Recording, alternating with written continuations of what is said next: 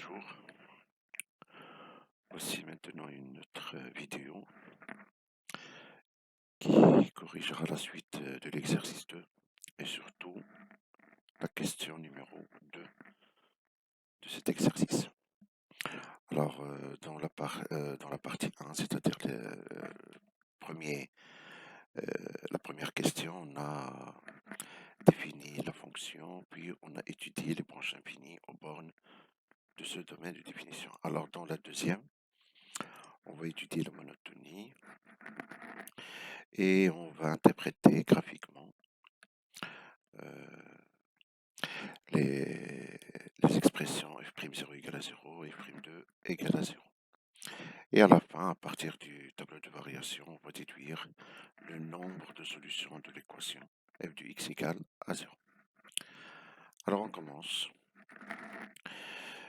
Alors, je remonte mon tableau vers le haut.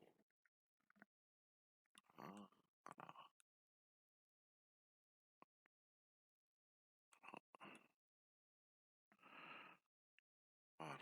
Alors,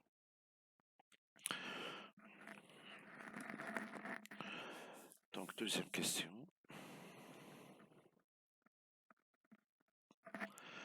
Petit a. Étudier la monotonie de la fonction f. Alors, pour étudier la monotonie de la fonction f, on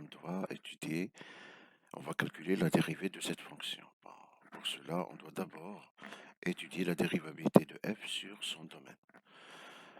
Alors, on a f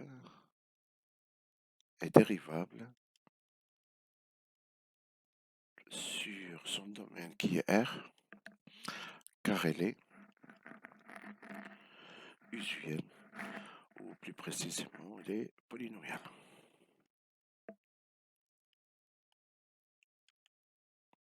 Voilà. Donc maintenant, on va calculer sa dérivée. Alors, quel que soit x appartenant à R, f' de x, c'est la dérivée de x à la puissance 3, moins 3x carré, plus 1. Alors, la dérivée de x à la puissance 3, c'est 3x carré. La dérivée de moins 3x carré, c'est moins 6x. Et la dérivée, bien entendu, de 1, c'est 0. Alors, je vais factoriser par 3x. Ça me reste x moins 2. Alors, pour étudier la monotonie de la fonction f, on doit étudier le signe de la dérivée de la fonction dérivée f'. Alors, notre fonction dérivée f', elle est composée de deux facteurs. Le premier, c'est 3x, et le deuxième, c'est x moins 2. Alors, x, il appartient à R, donc je ne peux rien dire. Il se peut que x soit positif ou négatif, de même pour x moins 2. Donc, je vais étudier le signe de ce produit. Et on va déduire le signe de f' et ainsi la monotonie de f. Alors, on va dresser notre tableau de signes.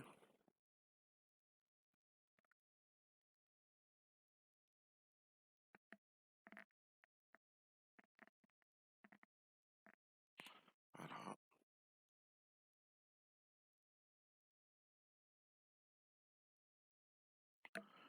Voilà. Alors, le domaine, c'est moins l'infini jusqu'à plus infini. On a le premier facteur 3x, le deuxième facteur c'est x moins 2, et f' qui est le produit de ces deux expressions. Alors, 3x s'annule en 0. Là, et puisque f' est le produit de 3x avec x moins 2, donc f' aussi s'annule en 0. X moins 2 s'annule en 2. De même, f' de x est le produit de x moins 2 avec 3x, donc f' s'annule en 2. Alors, à gauche de la racine de 3x, on met l'opposé du signe a. A, c'est 3, donc il est positif. Donc ici, c'est négatif. Ça, c'est positif. Et à droite, c'est le même signe. Alors, de même pour x moins 2, a ici, c'est 1, donc positif. Donc à gauche de 2, c'est moins. Et à droite, c'est plus. F', c'est le produit, donc moins, moins, c'est plus. Moins, plus, c'est moins. Plus, c'est plus. Donc, qu'est-ce qu'on remarque? Que f' elle est positive sur l'intervalle moins l'infini 0 et sur l'intervalle 2 plus infini. Elle est négative sur l'intervalle 0, 2. Alors donc, f est strictement croissante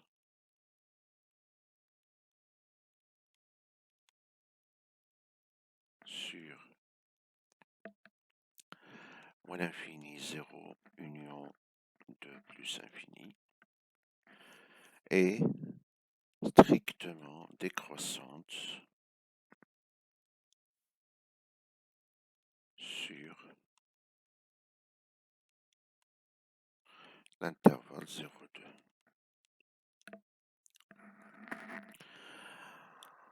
Alors, on a terminé la première question, petit a. On passe maintenant à la question petit b. On va dresser le tableau de variation de la fonction f. Alors, on a étudié, on a calculé les limites. Donc, maintenant, je vais dresser mon tableau de variation. Alors, tableau de variation.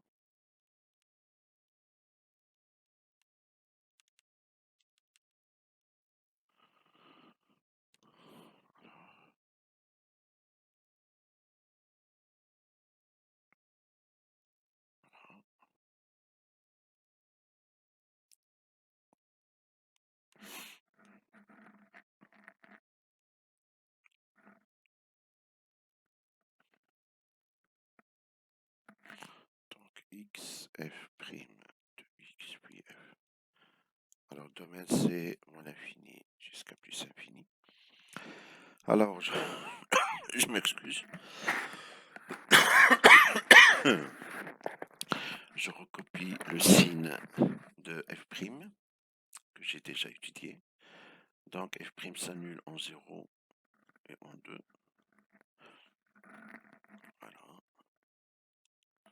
Alors, plus, moins, plus. Alors, sur l'intervalle moins l'infini 0, elle est croissante.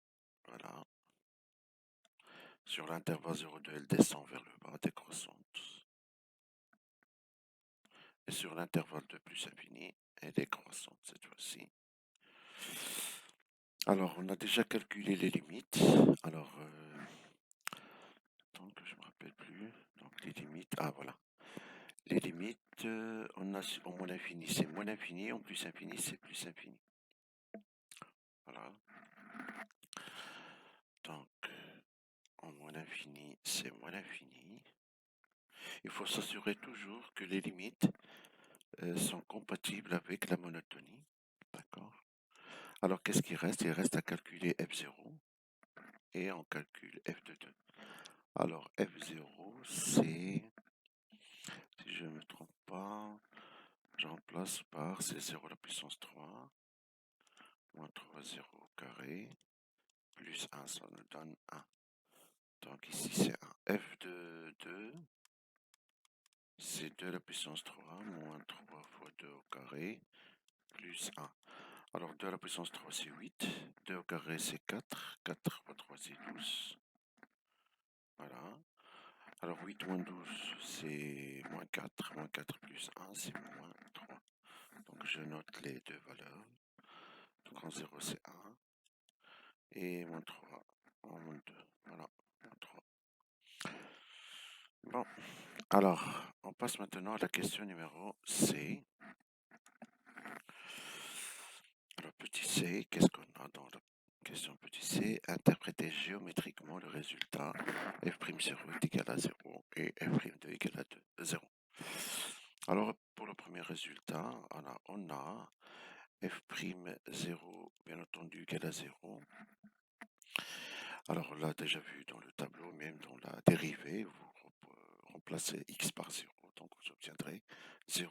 Alors, f'0 égale à 0, donc cela veut dire, alors, l'interprétation géométrique de ce résultat,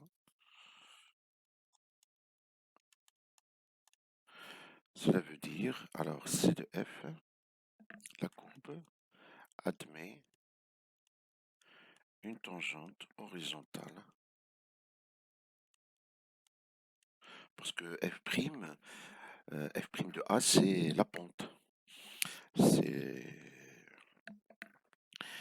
la pente de la tangente. Alors, puisqu'elle est nulle, donc elle est horizontale. Horizontale. Alors, ce résultat, bien sûr, on va le prendre en considération lors de traçage de la courbe. Admet une tangente horizontale au point d'abord. Au point. Alors que j'appellerai A. Alors, l'abscisse, c'est 0. Et l'ordonnée, c'est F0 qu'on a déjà calculé, c'est-à-dire 1. D'équation. Alors, cette tangente que j'appellerai T1. Alors, en fait, l'équation d'une tangente, elle s'écrit en un point. Par exemple, bon, j'écris, puis je vais effacer. Si je prends par exemple un point que j'appellerai A, d'abscisse petit a et d'ordonnée f de A, la tangente de la courbe en ce point s'écrit de la manière suivante. Y est égal à f' de A, facteur de x moins A, plus f de A. Alors, puisque dans notre cas, f' de 0 égale à 0, donc ce terme s'annule, il reste y égale à f de A. Donc, y égale à f de 0 qui égale à 1. Voilà l'équation. Donc, c'est une droite horizontale qui passe par le point d'ordonnée 1. Alors, j'efface cette partie. Alors, on fera de même avec le deuxième résultat. Alors, on a f' de 2 égale à 0. Alors, l'interprétation géométrique de ce résultat, de même. Alors, C de f admet une tangente horizontale. Mais bien entendu, tout ça n'est vrai que lorsque la fonction est dérivable en ces points, d'accord? Au point. Maintenant, je l'appellerai, ce point, je le nommerai P. Alors, l'abscisse, c'est 2. Et l'ordonnée, c'est, on a déjà calculé f de 2, c'est moins 3. Voilà. D'équation T2. Alors, de la même manière, y égale à f de 2, qui égale à moins 3. Voilà l'équation de la tangente. Alors, ces deux résultats, je vais les encadrer parce que je vais y revenir. J'en aurai besoin dans la dernière question de cet exercice. Voilà. N'oublie jamais d'encadrer les résultats pour ne pas se perdre lors du traçage de la courbe, surtout lors de l'examen. Alors, il nous reste une dernière question dans cette partie 2. Donc, je remonte le tableau vers le haut. Alors, la question, c'est D, déterminer le nombre de solutions de l'équation f de x égale 0. Alors, D. Alors, bien entendu, on va se baser sur le tableau de variation. Alors, c'est pour cela qu'il faut faire attention. Si on se trompe dans le tableau de variation, dans la monotonie, alors on aura du mal à interpréter correctement la dernière question, c'est-à-dire déterminer le nombre de solutions de l'équation f de x égale à 0. Alors,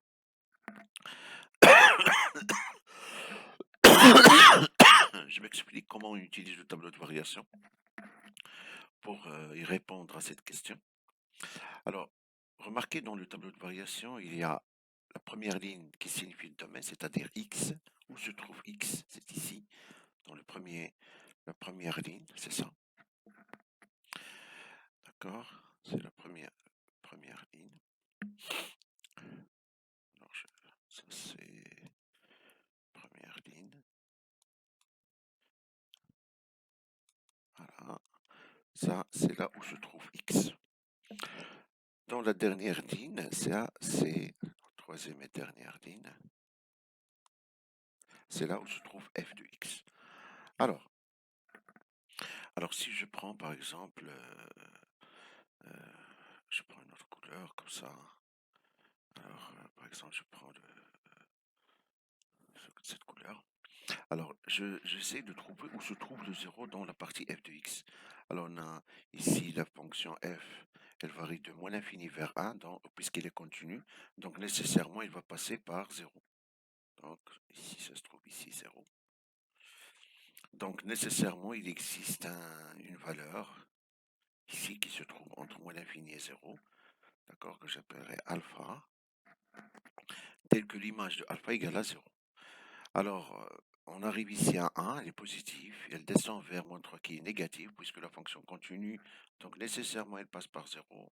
Donc f de x ici égale à 0. Donc, il existe une valeur que j'appellerai bêta, qui est entre 0 et 2, telle que f de bêta égale à 0. Passons maintenant à la dernière variation, excusez-moi. Elle commence par moins 3, négative, elle part vers des valeurs beaucoup plus grandes.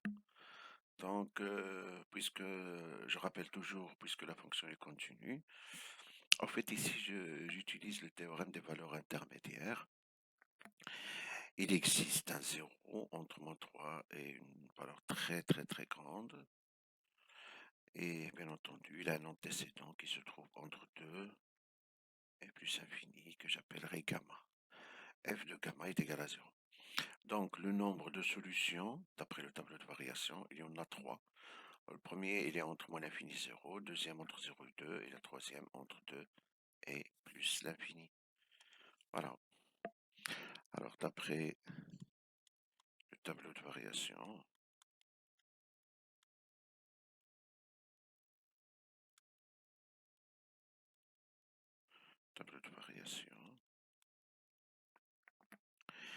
alors, on a l'image de moins l'infini 0, c'est moins l'infini 1, et comme 0 appartient à l'intervalle moins l'infini 1, il existe un alpha, il existe un unique alpha. N'oublie pas que... attendez, excusez-moi, je dois être beaucoup plus précis que ça. Comme 0 appartient à moins l'infini 1 et f est strictement, et j'insiste sur strictement croissante sur moins l'infini 0, alors il existe un unique que j'appellerai alpha appartenant à l'intervalle moins l'infini 0, tel que f de alpha est égal à 0. Et voilà notre première solution. On a f de 0,2, c'est 1, moins 3, excusez-moi, moins 3, 1. Et comme 0 appartient à l'intervalle moins 3, 1, et f est strictement décroissante sur 0,2, alors il existe un unique bêta appartenant à l'intervalle 0,2 tel que f de bêta est égal à 0. Troisième et dernière solution, f de 2 plus l'infini est égal à moins 3 plus l'infini, et comme 0 appartient à l'intervalle moins 3 plus l'infini, et f, cette fois-ci, est strictement croissante,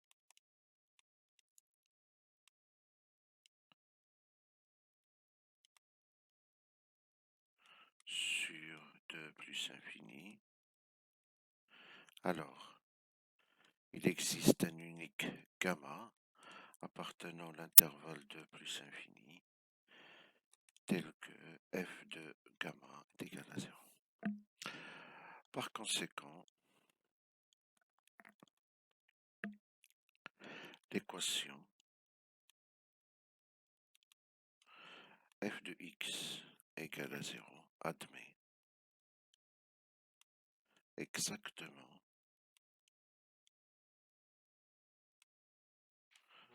3 solutions dans R. Alors ainsi se termine notre vidéo. Le prochain vidéo sera consacré au reste des questions de cet exercice. Alors avant de terminer, f de x égale à 0, géométriquement, cela signifie, si la solution, bien sûr, cette équation, si l'on a des solutions, c'est l'endroit où la courbe se coupe avec l'axe des abscisses, d'accord? Si cette équation f de x égale à 0 n'a pas de solution, alors cette fois-ci, donc ça veut dire que la courbe ne coupe pas l'axe des abscisses. Au revoir.